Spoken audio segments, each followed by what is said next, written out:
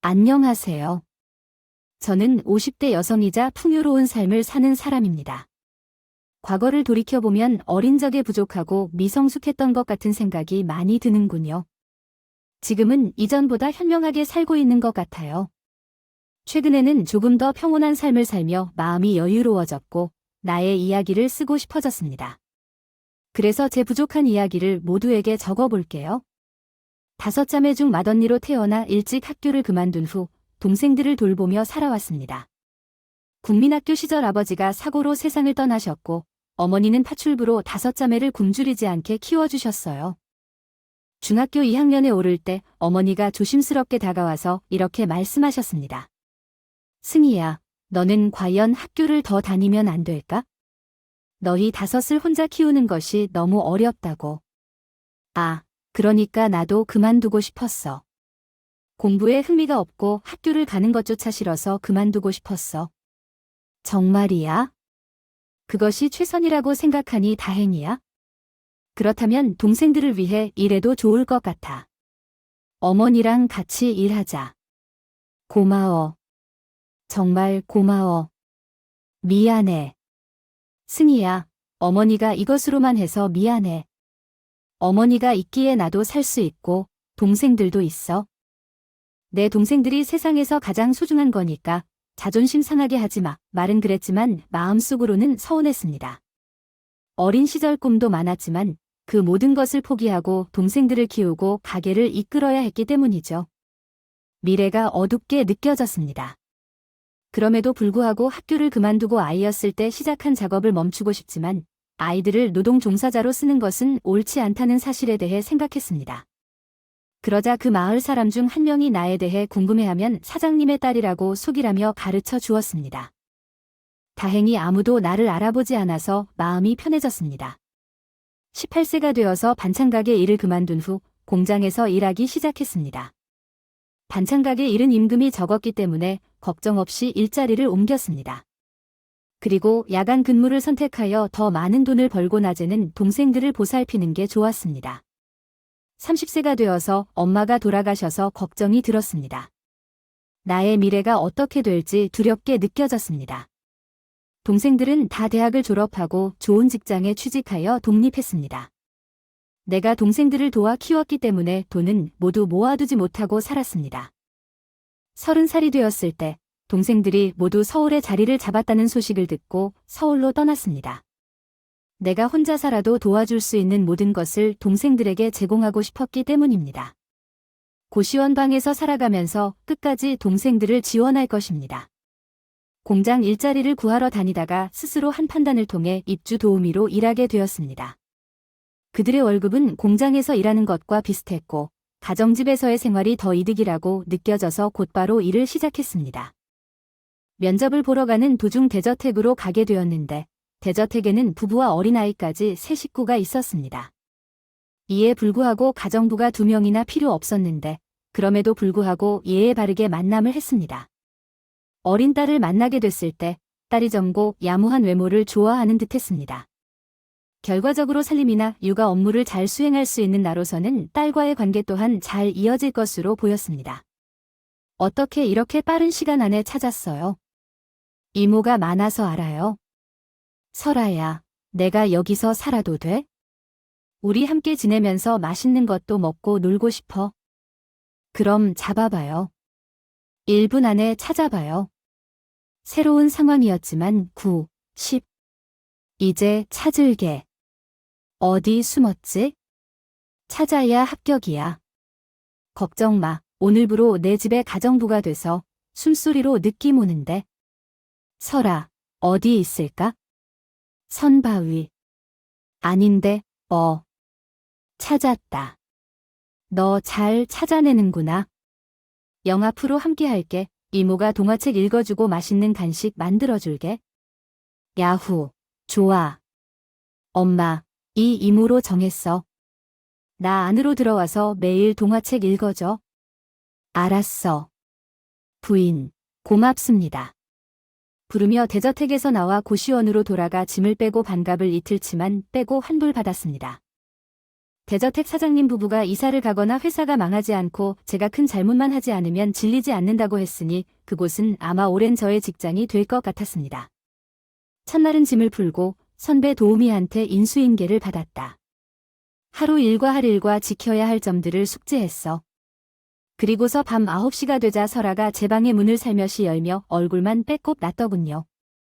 이모, 너 잘 준비 다 됐는데 동화책 읽어줄래요? 그래. 이모가 설아 방으로 갈게 그날 밤 처음으로 저에게 주어진 일인 동화책을 설아에게 읽어줬습니다. 제 동생들에게 읽어줬던 때를 회상하며 재미있게 읽어주었죠.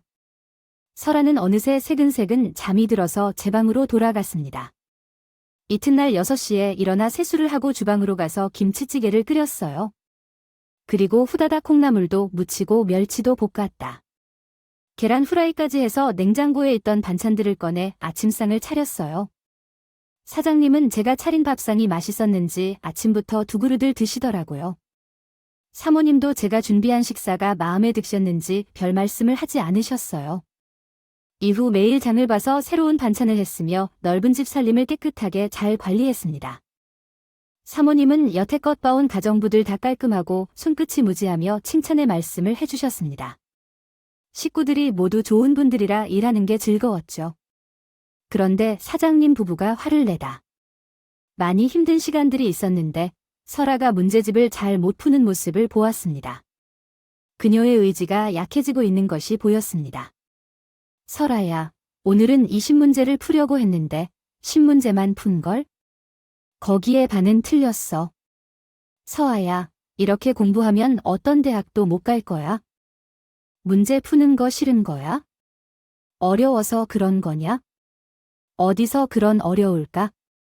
엄마나 아빠가 말하면 공손히 대답해야지. 미안해요. 내일부터는 20문제씩 풀게 할게.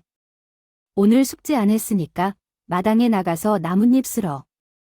알겠어요. 설아가 혼자 나가는 게 걱정되어서 따라 나갔습니다. 설아야, 우리 엄마 아빠가 맨날 공부시켜야 해. 못하면 혼내고 마당 쓸고 두 팔 들고 서울 가. 우리 설아 힘들겠어.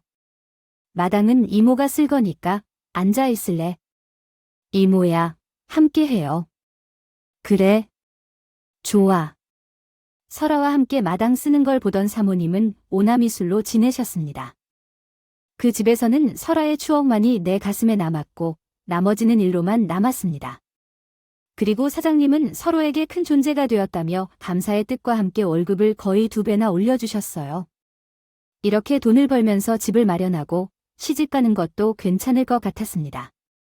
어릴 적부터의 꿈을 이루게 되는 것 같아 행복했습니다. 일이 지난 후 둘째 동생에게 장가가는 소식이 들렸습니다. 그 소식을 듣고 마지는 마음 한켠에서 안도감과 더불어 쓸쓸함을 느꼈습니다. 돈을 빌려준 것이 동생들에게 도움이 되었음을 알기에 마음은 편안했지만 자신의 삶에 대해 곱씹어보게 되기도 했습니다. 결국 마지는 떠나 있었던 사랑에 대한 갈망을 다시 한번 진지하게 고찰해보기로 결심했습니다. 그날 밤 마지는 늦은 시간까지 별빛을 바라보며 과거의 사랑과 미래의 희망을 엮어나갔습니다. 나는 가족들이 돈을 받으러 오면서 내 은행 계좌가 거의 고갈되었음을 알았고 돈을 가졌다가도 다시 없는 것으로 생각하며 다시 벌면 된다고 생각해서 동생들에게 서러움을 느끼지 않았다. 그런데 몇 년 후 부유한 부부와 그들의 딸인 설아가 미국으로 이민을 떠나게 되었다. 그들의 사장님의 회사가 번창하여 미국으로 진출하게 되었다고 한다. 그들은 살던 집을 정리하며 작별 인사를 하러 왔는데 큰 고등학생 설아는 나를 안아주며 이모와 이모해지겠다며 작별을 고했다. 내가 너의 딸이었으면 얼마나 좋았을까 란 생각도 했던 이모와 같았던 내가 설아를 그리워해 이탈리아로 가겠다는 약속을 했다. 그렇게 해라라고 해서 이모를 그리워할 때마다 언제든지 연락하겠다고 약속을 했다. 결국 좋은 날들은 사라져가는데 설아도 비행기를 타고 떠났다. 나는 독립하여 원룸을 구했고 반찬 가게를 열었다. 반찬을 찾는 손님이 많아 해가 밝은 새벽부터 일어나 반찬을 만들고 모두 팔아버렸다. 시간이 흘러 아파트 한 채를 사는 정도의 돈을 모을 수 있게 되었는데 그렇지만 동생들이 다시 찾아왔고 돈을 빌리려고 했다. 나는 내 동생에게 돈을 나눠주었지만 그들이 다시 돈을 가져오지 않을 것을 알지만 돈을 줬다. 이제는 내가 40세가 되었고 옆집 할머니는 나에게 아들을 소개해 주려고 했다. 할머니 말에 따라 아들을 만나볼 준비가 돼 있어야 했다. 일단 한글을 사용하여 주어진 내용을 정리해 보겠습니다. 어느 날 할머니가 제안을 한 뒤로 흘려버렸는데 당신의 아들을 데리고 출근하셨다. 할머니는 당신에게 승희 씨 일하고 있어. 내가 아도 내 말을 안 들어서 아예 내 아들놈을 잡아왔어. 지금 안으로 넣어줄 테니까 쓸만한 놈인지 심사해봐 라고 말했다. 할머니의 돌발 행동에 놀란 당신은 많이 난감해했지만 할머니가 아들이 개자식이라며 소개를 한 뒤 스님도 아니고 개자식 아닌 개자식이라고 말했다. 이어 할머니는 자신의 아들이 김승희라고 소개했고 의외로 그것이 실제로 아들의 이름이었다. 승희 씨는 반찬을 만들고 있었는데 소개팅이 힘들 것 같다는 말에 할머니는 천천히 하라고 조언했다. 그러던 중 승희 씨가 식품 사업을 하는 사람이라는 사실이 밝혀졌고 이를 이용하여 소개팅을 진행하기로 했다. 승희 씨와 함께 10시간 동안 작업하며 대화를 나누고 연인이 되었다. 결혼 후에는 더 가까워져서 맛있는 음식을 만들고 함께 생활하면서 사랑을 키웠다. 몇 달 뒤 결혼을 하게 되었고 그때 옆집에서 건어물 장사를 하는 시어머니가 돌아가셨습니다. 당신의 아들이 결혼한 것을 보고 여분이 없다고 말하셨지만 결혼 한 달 후에 미술을 했지만 고통 없이 세상을 떠나셨습니다. 어머니의 곁에서 계속 일하는 것은 힘들었지만 그 시기에 남편이 나에게 제안을 했습니다. 여보, 당신 가게에서 장사하기 힘들 것 같아. 엄마를 생각하고 손님들이 자꾸 물어서 힘들겠지? 응, 맞아. 그러지만 어떻게 할 수 없겠지. 여보, 나랑 반찬 가게를 크게 열어보는 건 어때? 나 절반 이상 투자할 테니까. 당신 가게 정리하고 상가로 가서 일해보자. 상가로 이사하려고 결정했습니다. 반찬 가게를 내리고 정리하고 있던 중 인테리어가 너무 좋아서 손님들이 기뻐할 것 같았어요. 아, 진짜 이렇게 누워도 돼 보이네요. 돈이 많이 들었지만 앞으로 많은 돈을 벌고 있습니다. 당신이 보내준 돈을 잘 사용했어. 그리고 이 가게는 공동 소유하는 거니 초기에는 제 이름으로 계약을 했지만 지금은 공동 명의로 바꿔야 할 것 같습니다. 그게 중요한가 싶었지만 당신의 돈은 내 돈이니까 중요하지 않아요. 앞으로 이 가게로 번 돈은 모두 다른 의미가 있을 테니 말이죠. 당신의 관한이니 걱정하지 않고 반찬에만 집중해주세요. 나머지는 나가 할 테니 그의 이름으로 여는 반찬 가게는 분명히 인기가 많습니다. 입소문도 빠르게 퍼졌고 아파트 단지의 많은 주민들과 다른 동네 아파트 단지에서도 많은 손님들이 방문했습니다. 장사가 잘 되어서 소비를 모을 수 있었죠. 저희 부부는 장사가 잘 되면서 마음 여유도 가지려고 직원을 고용했습니다. 저는 최종 맛 확인을 하고 일을 맡겼습니다. 반찬 생산량이 많아지니 매출도 늘었고 10년 동안 열심히 일하면서 결혼 생활도 잘 유지했습니다. 안타깝게도 우리에게 셋이 아이가 없었습니다. 제 몸의 형사 때문에 아이를 키우기 어려울 것이라고 생각했는데 남편은 괜찮다며 아이가 없어도 괜찮다고 위로해 주었습니다. 우리 둘이서 행복하게 살 수 있는 것만으로도 감사한 일이라고 했습니다. 이런 남자가 다시 있을까 싶었죠. 돈도 모였고 남편과의 관계도 좋았기에 더 이상 바랄 것이 없었습니다. 하지만 행복에는 어려움이 발생할 수밖에 없는 법입니다. 내 동생들이 도와달라며 찾아왔습니다. 결혼 후에는 돈을 빌려줄 수 없다고 거절했지만 그들은 남편의 일자리 손실과 이혼 위기 등을 우려하며 문제를 더 크게 만들었습니다. 과자값도 없어. 언니 도와줘. 이미 이혼 과정 중이야? 실수로 바람 피워서 남편이 위자료 요구 중이거든. 동생들이 말하길 다들 잘 살지 못하고 있어. 엄마도 아닌데 왜 이렇게 소중스럽게 대하지 않는지 모르겠대. 상황이 힘들어. 장사가 잘 된다 해도 돈을 많이 번다는 게 아니라고. 직원 월급 주고 재료 사야 해. 돈 빌리러 오지 말라고. 다 대학 다 보내고 시집 보내주고 지원도 많이 했다는데 왜 이러는지. 누나한테 뭘 해준 적 있니? 손님들을 받으면서도 동생들을 내쫓지 않아? 돈 때문에 싸우는 게 너무하다. 돌아가. 일 그만하고 싶어. 동생들이 손님들이 들어오자 떠날 때까지 할머니 소리 질러대다가 가게에서 퇴장했어. 그래도 그 이후로 종종 찾아와서 돈 필요하다고 해 최소한의 금액을 주니까 받아들였어. 정말 짜증나. 동생들한테 500만 원씩 줄 돈이 필요하면 나에게는 2억 원이 필요해. 내가 할 수 있는 것은 여기까지야. 돈 때문에 찾아오지 말아줬으면 좋겠어. 잘난 남편 만나서 편히 살고 있으니까. 동생들이 내 소중한 줄을 까먹었나 봐. 부실한 누나로 여겨 인연을 끊고 살아왔는데 이렇게 된다니. 뭐야, 너 왜 그러니? 여기 더 있겠다고 돈을 더 줄 생각도 없어? 가볼게. 동생은 분노하며 떠났다. 몰래 돈을 준 것을 남편에게는 비밀로 했다. 난 내 돈을 줬지만 동생들에게는 알리지 않기로 했다. 그랬던 차, 얼마 지나지 않아 남편이 진지한 표정으로 얘기를 해오더니 이혼하자고 했다. 이혼. 그런 말 왜 하니, 이 애야. 오늘 만우절도 아닌데 재미도 없어. 재미로 말하는 거야? 나랑 결혼한 게 후회돼서 이혼하자고? 여보, 당신 바람 피웠어? 다른 여자가 생겼나 보네. 아주 젊고 이쁜 당신과 비교도 안 되니까 그랬겠지. 난 몰래 바람 피운 건데 넌 곰 같은 여자니까 이혼도 곰처럼 진행해줘. 도장 찍고 위자료 받고 나가. 위자료만 받을 순 없어. 내 가게를 넘겨주어야지. 당신한테 가게가 있어. 지금은 장난이라며 내가 10년 동안 일한 가게를 명의 안 한다고 혼자 쟁이겠다는 거야? 아이고, 어떻게 해야 할까? 내가 가게와 친정을 내 인으로 돌려버렸네. 그래서 소송해도 내가 가진 재산이 얼마 없어 많이 뜯어갈 수 없을 거야? 이런 걸 가만두긴 싫어. 곰탱이가 더 돌기까지 하는데. 야야, 와서 가. 난 바람난 남편의 짓이 대가가 누구에게 먼저 돌아가야 할지를 주먹으로 결정해 줄 거야.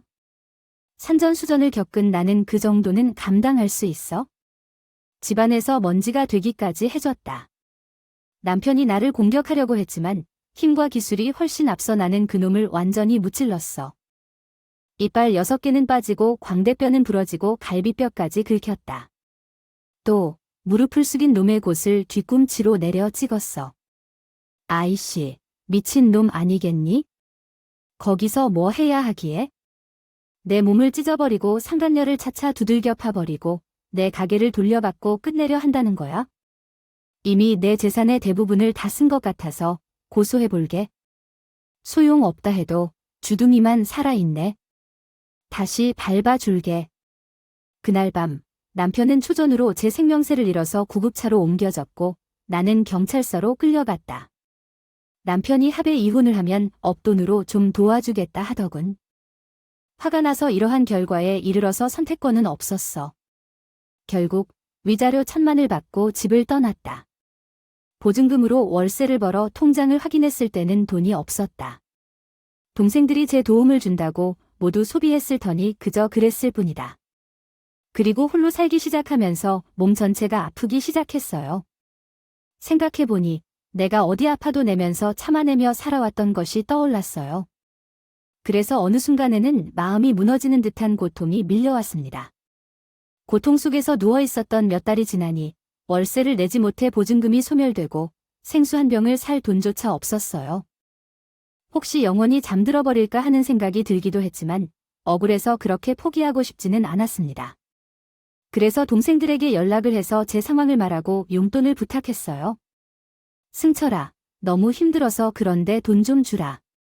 야, 누나 잘난 거 아니야? 그래도 돈이 필요해서 연락한 거야, 등등. 마음씨 좋게 받아들여야죠. 왜 우리 부탁을 거절하고 그랬냐?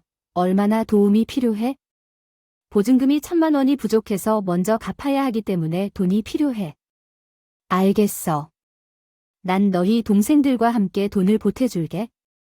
고마워, 승철아. 나중에 다 갚을게. 전화를 끊고 입금을 기다리는데 1,000만 원의 입금 내역이 동시에 나타났어요. 그러나 동생들은 10만 원이 아닌 1,000원씩 나에게 입금했어요. 입금자란에 이거 먹고 떨어져라 라고 적혀 있었어요. 자식처럼 돌보며 키워주고 그런데 돌아온 것은 1,000원짜리 한 장과 놀림뿐이었죠. 화도 나지 않았어요. 모든 것이 떨어진 것 같아서 그런지 심장이 빨개지고 혼자 가만히 이렇게요. 반응이 없었어요. 그래서 무시하고 혼자 뭔가 하기로 결심했다가 집 밖으로 나갔다. 일을 찾아볼까 했지만 온몸이 아프고 고통스러웠다. 그래서 일단 몸을 회복하면서 할 일을 찾아다니다가 폐지를 주우는 할머니를 봤다. 걸어다니며 운동도 할 겸 폐지를 주우려고 마음먹었다. 다리에 힘을 주고 박스를 들고 다니면서 3,800원을 벌었고 음료수를 샀다. 그 후 푹 쉬고 다음 날도 똑같은 일상을 보냈다. 며칠 동안 폐지를 주우다 보니 고장난 몸이 조금씩 회복되어 갔다. 조금 더 이렇게 지내면서 숙식 제공되는 일자리를 찾기로 마음먹었다.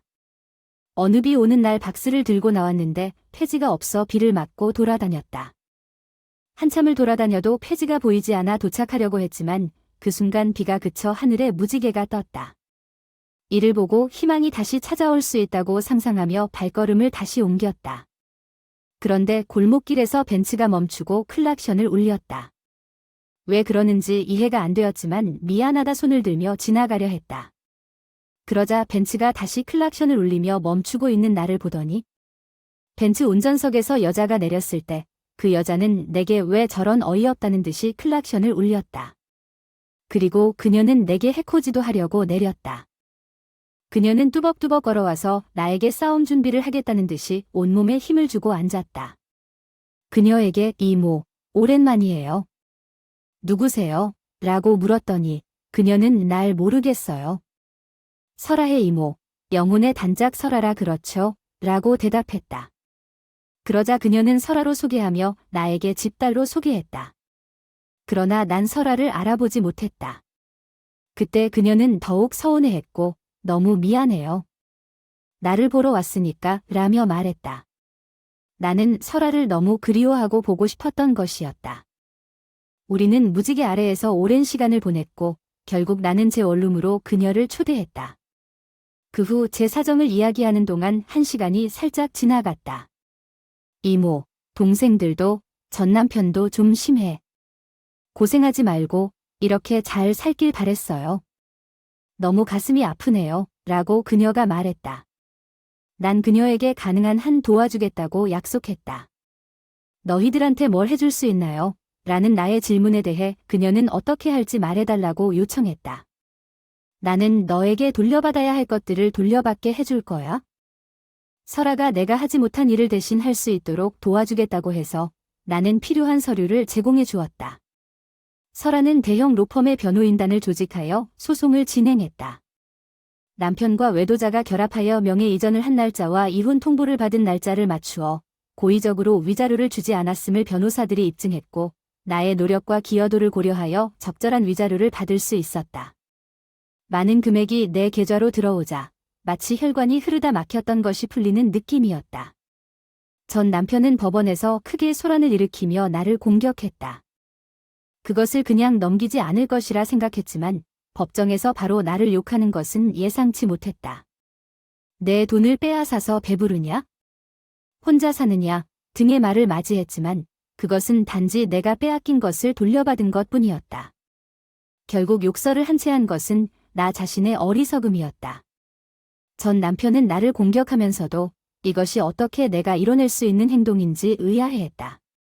그에게 내가 어떻게 이루어낼 수 있었는지를 보여준 것이다. 아는 여자랑 잘 맞추긴 했는데 왕권이라는 별명을 얻었다. 굉장히 안타까운 일이지만 10년을 남편으로 살아왔다. 설아야, 그만 가자. 전 남편이 없을 거라 생각하고 설아의 집을 떠났다. 재판날까지 휴대폰을 끄고 지내고 법정에서 동생들을 마주하게 되었다. 너희들은 나의 동생이 아니라 날 갉아먹는 쓰레기야? 돌려주지 않으면 몇 억이 떨어질 거다. 지금이라도 대화로 풀자. 대학비, 결혼자금, 사업자금까지 모두 돌려주라. 지금이라도 돌려주면 후회는 안 할 거야? 나의 형편에 맞게 액수를 정하고 고소장을 내려고 했다. 당연합니다. 그 돈을 모두 되찾으면 여러분 가정은 크게 변할 것입니다. 하지만 어쩌겠습니까? 저희 이모를 속였으니 그에 상응하는 대가를 치루어야 합니다. 법정에 들어가 보죠. 혹시나 해서 말하는데 거기 적힌 금액 이하로는 예상하지 마세요. 그 이상을 받으면 받은 것입니거든. 할 수 있는 일은 없습니다. 이모가 들어가 주세요. 네, 설아야. 오늘부로 난 때묻힌 것들을 모두 청산했군요. 평생 희생만 하고 살았지만 저희를 이용했던 그들은 모두 싹 다 벌개져야겠어요. 오늘부로 새로운 삶의 꽃을 피워야겠다고 말이죠. 그렇게 소리치며 저는 법정에 들어갔습니다. 동생들도 마찬가지로 궁시렁거리며 들어왔죠. 재판은 물론 설아가 선임한 변호인단이 저에게 완승을 안겨주었습니다. 결국 동생들은 살던 집을 팔고 작은 집으로 옮겼습니다. 그리고 영원히 저와는 단절하고 살게 되었습니다. 씁쓸하지만 그것이 우리 가족 인연이었으니 받아들이고 동생들을 떼어놓았습니다. 설아 덕분에 받은 돈이 얼마나 많은지 모르겠네요. 엄청난 금액이 통장에 들어오니까 놀라워요. 이 돈은 이모가 피땀 흘려 번 돈이었습니다. 내 통장에 있어야 할 돈이죠. 아직도 멍청하고 무능하게 계속 속아만 가고 아무 일도 못하고 자만 앓는 나 자신이 참 어리석네요. 이모는 누구든 다 믿고 사랑해야 한다는 교훈을 얻었습니다. 왜냐하면 아무튼 앞으로는 제가 옆에서 많은 도움이 될 테니까 저만 믿으세요. 이제 뭘 해야 할지 명사를 잘해야 합니다. 이 동네엔 반찬 가게가 없어요. 여기가 내가 사는 동네가 아니잖아요. 아니요, 맞아요. 이 집이 이모 집이에요. 내가 곧 명의를 바꿔줄 거예요. 이모한테 드리는 선물이에요. 말도 안 돼. 그럼 설아 너는 어디서 살 거야? 나도 여기서 살 거예요. 왜 나랑 같이 살기 싫어요? 뭐, 나랑 같이 살자고. 내가 어렸을 때 제일 좋아한 사람이 이모라는 걸 알아요. 그리고 가장 행복했던 시절을 떠올려 봤는데 이모랑 같이 살 때가 가장 행복했던 것 같아요. 그래서 몇 년은 함께 지내고 싶어요. 그런 거라면 얼마든지 들어줄 수 있지. 그런데 진명이 나로 바꿔주는 건 너무 과분해. 이모도 참 그냥 고맙다고 하고 받으세요. 우리 집 부자예요. 아시잖아요. 저는 큰 도움을 줬는데 집까지 넘겨주겠다고 하니 쉽게 대답이 나오지 않았습니다. 그래서 일단 설아가 같이 살기 시작했습니다. 이모, 저 남편이랑 상간녀 소식이 들어왔어요. 변호사님이 전화를 줬는데 둘이 큰 사고를 당했다네요. 큰 사고? 교통사고라도? 나 대신 아니요. 패러글라이딩을 하러 갔다가 착지할 때 허리가 부러져서 하반신 마비가 됐대요. 둘 다 똥오줌도 못 가리고 기저귀 차고 살아야 한다네요. 뭐야, 진짜야? 너무 웃겨서 배가 아프네. 그럼 둘은 아직 같이 사는군요. 그들은 서로에게 똥 같은 상황을 만들었어. 그래서 결국 상호 못 되어 조리감질을 했다. 진짜 웃기잖아. 하늘을 놔둘 때 취했으니 영화 같았어. 어쨌든 그 상황이 인생을 변화시켰으니 기분이 참 좋다. 막장 코미디 영화도 비슷하겠지.